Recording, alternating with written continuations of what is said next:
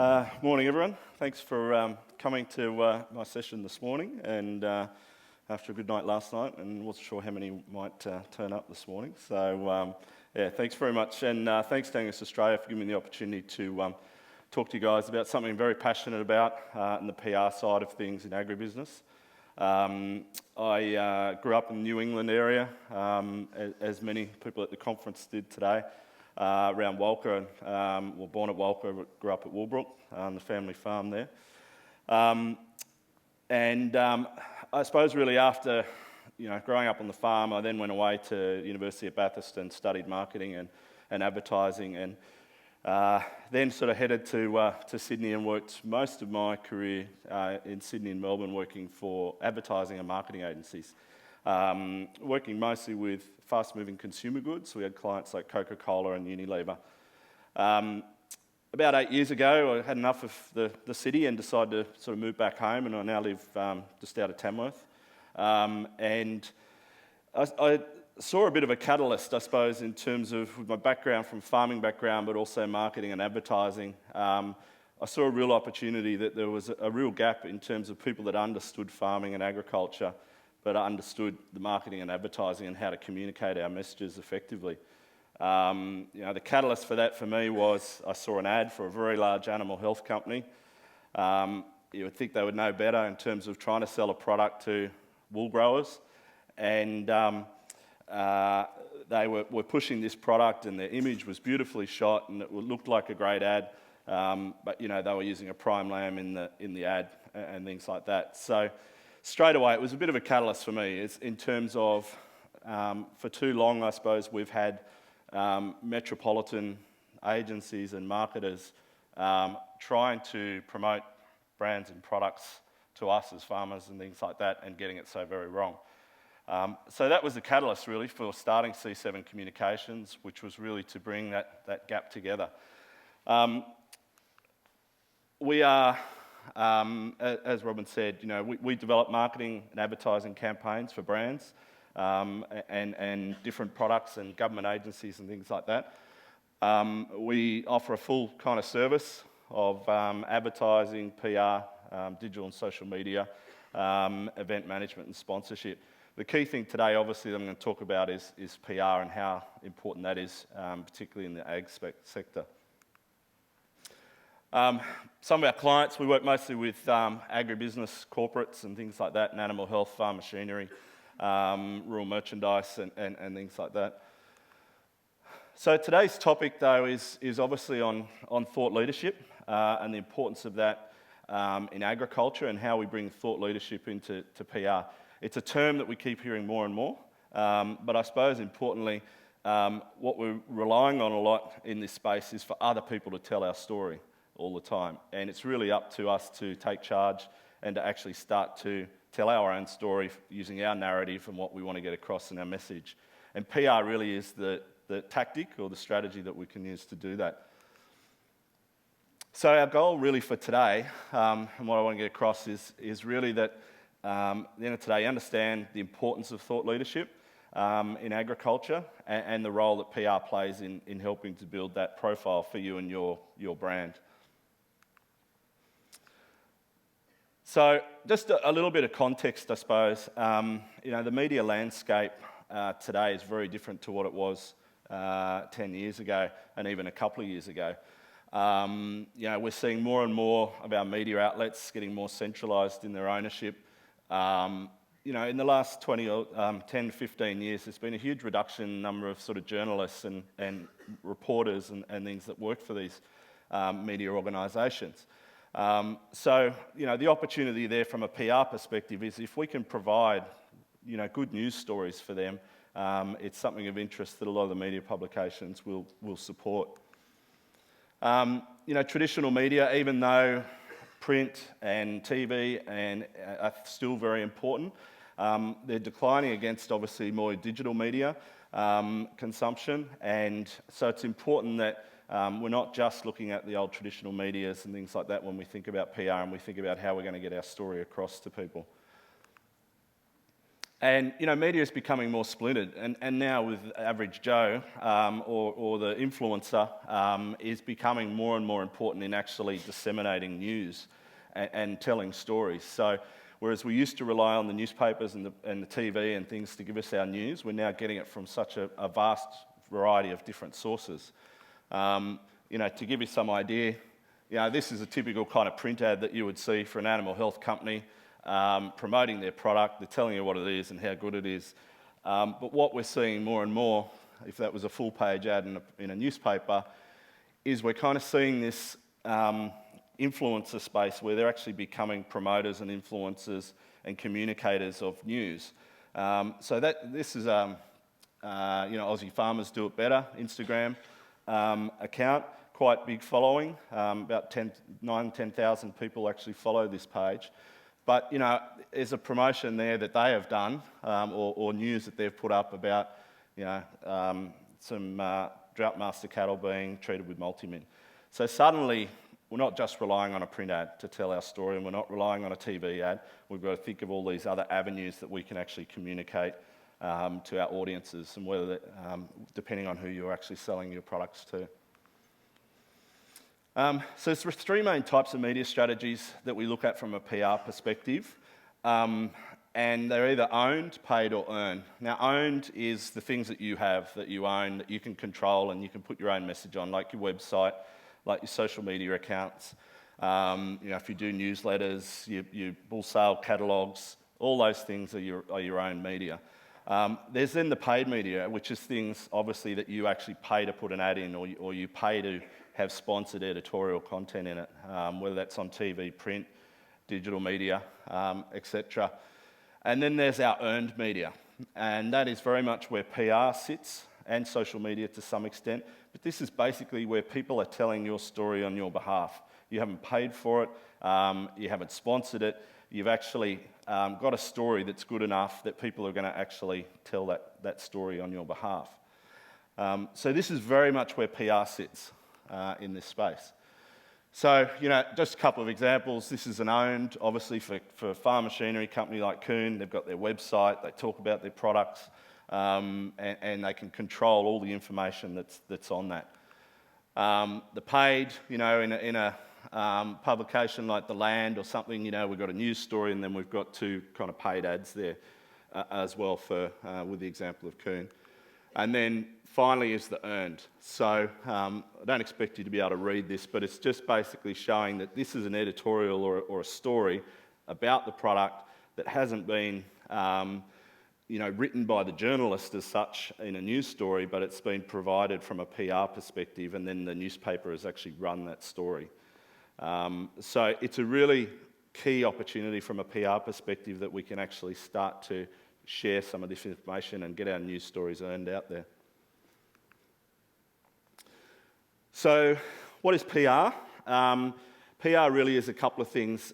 It's either about telling positive news stories, or more and more, unfortunately, what we find in the agriculture space, it's about damage control. With some of the things that we've seen lately with activism and our social license to farm and animal treatment and welfare and things like that, we are constantly, from a PR perspective as an industry and a sector, constantly in damage control.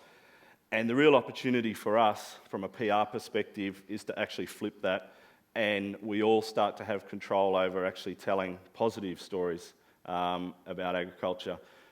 We rely too much on other people and people in the city to actually tell our story, or to tell a negative story that we then basically sit back and kind of take.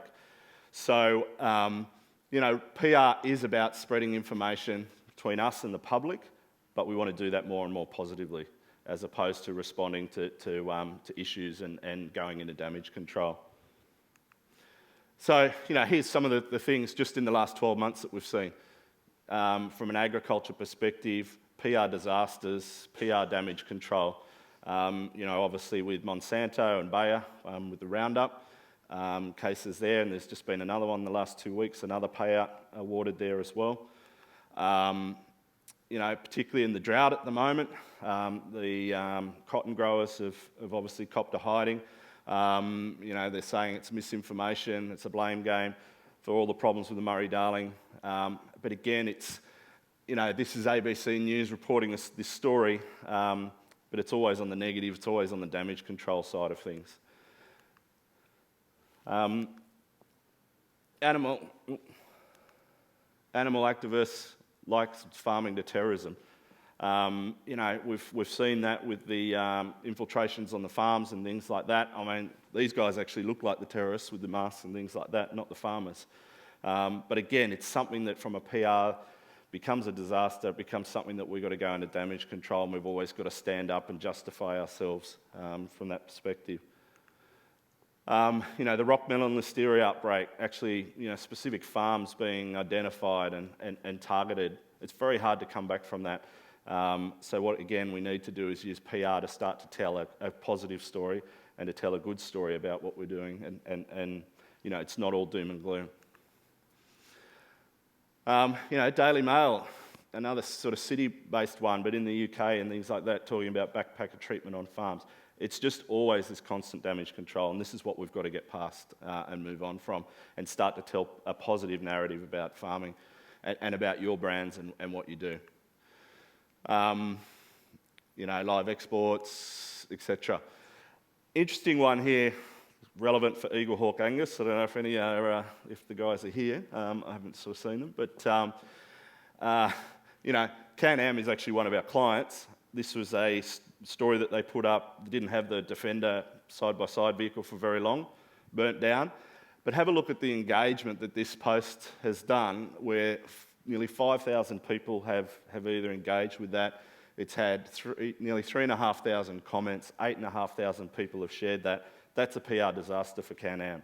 But what it is showing is, from a breeder's perspective and for us as farmers, is that this is actually putting control on our story very much back in our hands, and this is a really good example of that. So this was a PR damage control for Can-Am, but for Eagle Hawk Angus, look at how many people have suddenly engaged with their brand and will then look a little bit further about what they do and things like that. So this is where media and PR is becoming more and more important with these kinds of examples. Unfortunately, when we do have positive stories, they even seem to be off a bit of a negative twist. So, it's always about farmer heroes, farmer resilience, farmers in the face of adversity. Examples like coming back from floods, coming back from drought, needing payouts, needing support, needing help, mental health. Even though they seem to be a positive story, they're actually always still coming from a negative place. And once again, it's our opportunity to actually start to tell a positive story and not rely on other people to tell that story for us. And that's what PR is all about.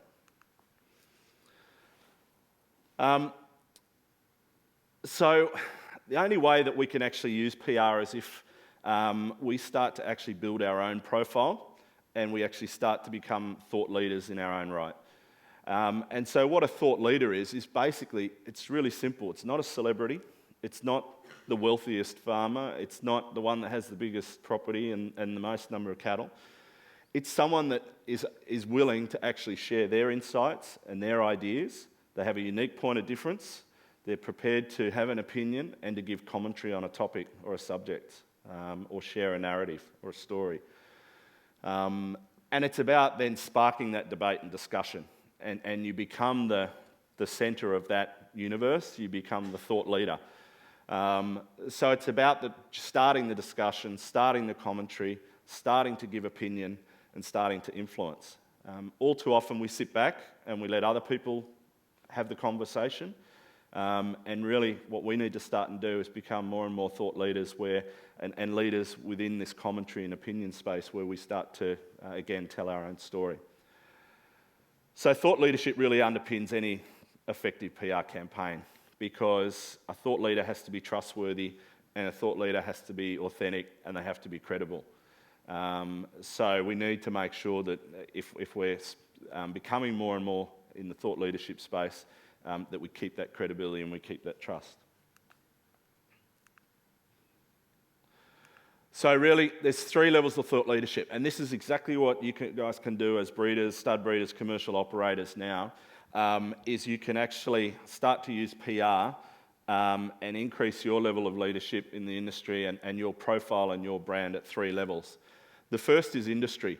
So this is really starting to have some opinion, commentary, discussion at an industry level about what beef production means and beef farming in Australia. So, get involved in conversations about some of the news and the trends and what's happening at an industry level. It's very much that social licence space as well, high-level involvement. The next part is product leadership, and this is really, again, at the grassroots level for you guys. You're selling a beef product. This is absolutely where you can provide the best value from a PR perspective, because you're delivering the product. And you can talk about some of the best practices that you do, where you're going as a breed, where some of the what your business has achieved over the years, how good your product is, what are some of the qualities of your product and things like that. And then lastly, the organisational leadership. So this is where, again, for either stud breeder, commercial operator, but you start to tell your story, your history, where you came from, what's important to you guys, what do you value. All of these things start to emphasise your profile from a PR perspective. So, industry thought leadership, these can be things like where you start to give opinion and commentary around, changing breed traits, consumer consumption habits, market access, social licence to farm, things like that. It can be at the product leadership thing where you're talking about specifically your genetic traits, your farm system and practices, the quality of your meat and grading of your meat and the product that you deliver. And also, things like the health and well-being of animals. And I know so many farmers out there, particularly at the moment where their animals are, even in the drought, are living better than they are because of the emphasis on health and well-being for the livestock. So those stories need to be told at a product level. And then lastly, as I mentioned earlier, around your history, some of the results that you've achieved over the years, the generational impact that you've had on the community and your local area, awards, accolades, what is your vision? All of those things help to actually structure you more as a thought leader. So you need to start to give opinion, commentary, and be involved in discussion at all 3 of those levels. How to become a thought leader. So the key things here really for you as individual Angus Australia members, breeders, commercial operators, you've got to start to become accessible and available, particularly to media, and make yourselves available to media. The Fairfax newspapers and digital publications and things like that, they always want a farmer's perspective. And they always want a beef producer's perspective. So the key thing is to really make yourselves available for that. Make sure you're providing opinion, commentary, discussion, topics of interest. If there's something that really irks you, you should absolutely be prepared to stand up and speak about that. Create content and share it. The Eagle Hawk one with the Can-Ams, was not necessarily an example of good PR for them. But the fact that they're prepared to constantly be putting content and information out there about what they're doing on the farm and some of the activities helps to actually build the profile of that brand. Stick to your message. Look to be proactive. As I said, if there's something that worries you, concerns you in the industry, don't sit back. You need to come forward and you need to start and provide commentary on that. And really, it's really important to start to build relationships with journalists and the media. We certainly shouldn't be fearing the media. We shouldn't be fearing doing interviews with them and things like that. So it's really important that you get to know your local media outlets and the journalists there so that you can actually be accessible and available to them if they're looking for comment or opinion and things. All of that is going to help to build your thought leadership profile. And then obviously working with your local sort of stakeholders and influencers in your area as well. Important as well, particularly the next generation coming through and things like that, we actively look to take on leadership positions too. So whether they're board roles, community groups, industry bodies, those kinds of things is really going to help to improve your thought leadership profile as well. So, last slide, really, just some practical kind of take-homes, I suppose, in terms of things to really focus on that you can now go away and do as of tomorrow when you're back in your area.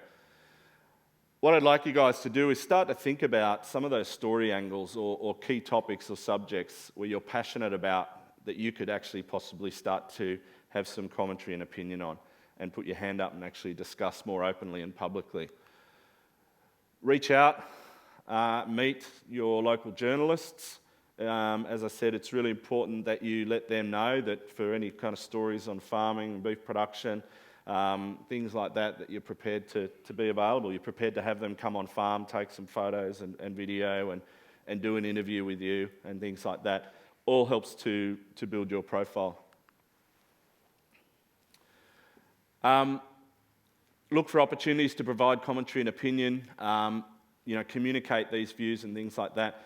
The most common way that a lot of brands and products will from a PR perspective, will share news and information and updates and commentary is generally through like a media release or a press release. They're just, a story that's basically written, covering the topic of interest and things like that. These are things that you guys can do now. If you've got, obviously, a bull sale coming up, you can actually provide some editorial into the media outlets, and they may, if that story is relevant and has a good fit, it might be something that they publish. So from an earned media perspective, it really helps to get your story out there more as a news story as opposed to a paid ad. Having fact sheets, case studies, things like that available as well. And finally, I suppose, really understand those community and industry groups in your area and get involved in those. Whether they are some of the established existing ones at CWA and things like that, but also looking at more either breed groups or producer groups and things like that, where you can actually start to get involved and start to build your profile. Because once you're able to do that, then you're able to start and take more control about what you want to say and how you want to say it. That's it. So, any questions? Thanks. Anyone have any questions? We've got Scott running around with a microphone. Yeah. Yeah. Did you have any involvement, I guess, with having to handle the Can-Am issue that Eagle Hawk obviously had? No, we came on board after that. The first thing we did when we came on board was we basically said, what's to go with this? It was actually handled very poorly, that particular situation where the simple resolution was to basically go and just replace that vehicle. And what it snowballed into was a Can-Am bashing about the fact that they didn't acknowledge and didn't do anything about it. And what happened in that example then is, other farmers or other owners got on board and, either reported other problems or different things with their vehicle and things like that. And it happens to all these brands. I know that, Honda in the last month or so have had quite a few issues as well with some fires starting on theirs. But yeah, the thing that they did wrong there from the very start is that they didn't acknowledge the fact that this was happening and now it was public, and then they didn't do anything about it. So it was left to everyone else to then create the story around it. Yeah. Okay. Another one. Hello. I was just wondering, what you kind of answered it yourself in that answer there, but your advice for handling negative PR. The key thing with negative PR, as I just sort of mentioned, is basically to acknowledge and own it immediately. What a lot of brands and people try and do is pretend that it's not there and that it might go away. What usually tends to happen is the reverse. It starts to snowball and it happens very quickly, and you then lose control of it completely. Particularly in the social media world where it is so connected and people can very quickly and easily share, respond and things like that. What Can-Am should have done in that particular situation was to acknowledge it publicly on the Eagle Hawk Angus directly with them as a response, and then us to actually basically, can you private message us, can you contact us on this number, and we'll then take that discussion offline. And they should have then replaced the vehicle and then encouraged Eagle Hawk to get back on and basically say, thanks guys, an update, Can-Am have now given us a new one and hopefully this one goes better. But yeah, the key thing really is the first and foremost is to acknowledge that there is an issue, to own it, and then to outline that you have it as a priority to rectify. Yeah.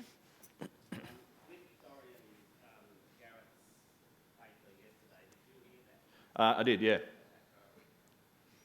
What procedures would you use to combat and to improve the image of beef cattle on the environment? It appears as though we're all going to have to be 150 to get this thing right. Yeah. So again, the biggest issue there is what we're relying on is other individuals and organisations. At the moment, what's happening is they are much more active, they are much more vocal, and they are out there, they're very organised, and whether it's the animal activists, whether it's environmentalists and things like that, and they are spruiking that story constantly. What we don't have is regularly is a collective response. We rely on the state farming organisations and NFF and other industry bodies to try and respond and things like that. But I think more and more importantly, there's been examples. There was a group of farmers out in the Liverpool Plains area and things like that, from a crop growers' perspective, around the GM conversation and things like that. Next generation coming through, they formed a bit of a group and started responding to some of those comments and things like that.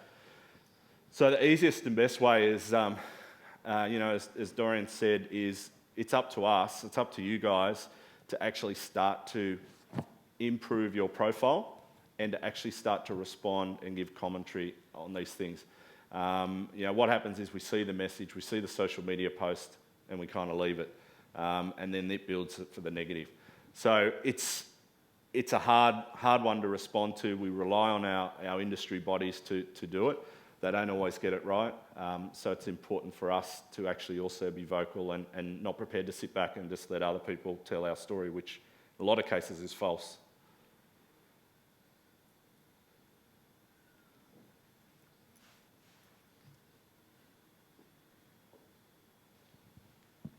Thank you. You spoke a lot about the positive and the negative perception that people get from social media, and I just have a question about those pop-ups that you see all the time about support a farmer and farmers are doing it tough. And as far as the city people are seeing, they love their beef. They go into a supermarket or a butcher and they buy their beef, and they might give a farmer a slight thought, but it really doesn't change the way they shop or the way they. I just wonder how you promote or how you tell a story positively without saying help a farmer eat beef. That sort of. What sort of perspective would you shine in order to show what we are doing in the country to try and keep things going when so many people are, their stock's going to the markets and, they showed images of the stockyards being full of not just commercial beef but actual breeding stock was now, here's a yard full of females. How do you put a positive spin on that? I think... as I mentioned earlier on, from a city person's perspective and those in the metropolitan areas, said the only time that farmers come into their minds is generally when the metro media gets onto a story that is about a negative. The drought was a classic example where the drought had been going on for 12, 18 months before, officially before any media kind of picked up that as a thing. Journalists and the media outlets, they're always looking for a story that will sell their publication. And at the end of the day, news stories are either created around crisis, or they're created around people, or they're created around events. And if there's a situation there where it is and generally 9 times out of 10, it is from a negative perspective quite often. So the opportunity for us there is, and I think in particular in the drought side of things, is, and again, this is where it comes back to us as farmers and individuals in regional areas, is to at least start to tell the story. And what will happen is journalists will start looking around locally to then give a local perspective on that story. So what does drought mean here? And I think that's the opportunity for us as we lift our profile and we lift our leadership in those communities, where we actually start to make ourselves available for the local media and things like that. And that gives us the opportunity to start to tell the positive side of things as well. Because, as I said, their news is created around generally a lot of negative things, and we need to actually start to have more of a profile at a local level as a starting pace, where we can then start to tell that story in more positive. All right, thanks very much, Adam. If anyone else has any questions, please feel free to come and see Adam in the any of the breaks. Yep, absolutely. All right, Thank you, guys. thanks very much. Thank you. Thank you. Oh, no worries. Yeah.